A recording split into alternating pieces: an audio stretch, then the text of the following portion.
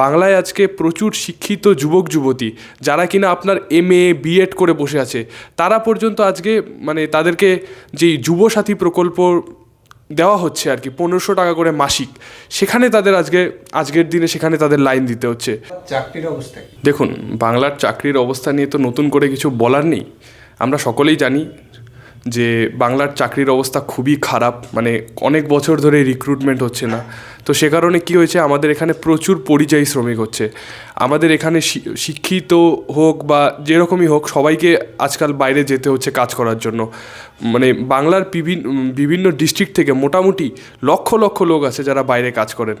এবং এদের ক্ষেত্রে আরেকটা সমস্যা আমরা দেখতে পারি যে এরা কিন্তু ভারতের যে আয়ুষ্মান ভারত যোজনা যে আছে, সেই আয়ুষ্মান কার্ড যে আছে, তার সুযোগ সুবিধা কিছু কিন্তু পান না, কারণ আমাদের রাজ্যে আয়ুষ্মান কার্ডটা বন্ধ আছে।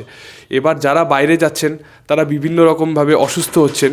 এক্ষেত্রে আমরা দেখতে পাচ্ছি যে কেরালা বা আপনার ঝাড়খণ্ড এসব রাজ্যে কিন্তু আয়ুষ্মান কার্ডের সুবিধাটা পাচ্ছে। আমাদের বাংলায় কিন্তু সেরকম সুবিধা যারা পাচ্ছেন না, যারা এখান থেকে বাঙালি পরিযায়ী শ্রমিকরা বিভিন্ন রাজ্যে কাজ করতে যাচ্ছেন, না তারা আয়ুষ্মান কার্ডের সুযোগ সুবিধা পাচ্ছেন, না বাংলার যে স্বাস্থ্যসাথী কার্ড আছে সেটা তো বাংলার বাইরে চলছে না। এর ফলে তারা বিভিন্ন রকম অসুবিধার সম্মুখীন হচ্ছেন।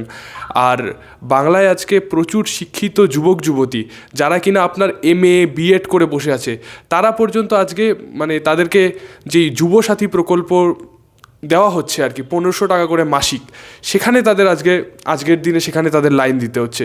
তো এই বিষয়গুলো খুবই দুর্ভাগ্যজনক। বাংলার পরিস্থিতি, বিশেষত চাকরির পরিস্থিতি খুবই খারাপ। রিক্রুটমেন্ট একদমই নেই। ভোটের আগে হয়তো 1-2বার রিক্রুটমেন্ট দেওয়া হয়, কিন্তু সামগ্রিক অবস্থা যদি আমরা দেখি তবে সেটি খুবই দুর্ভাগ্যজনক।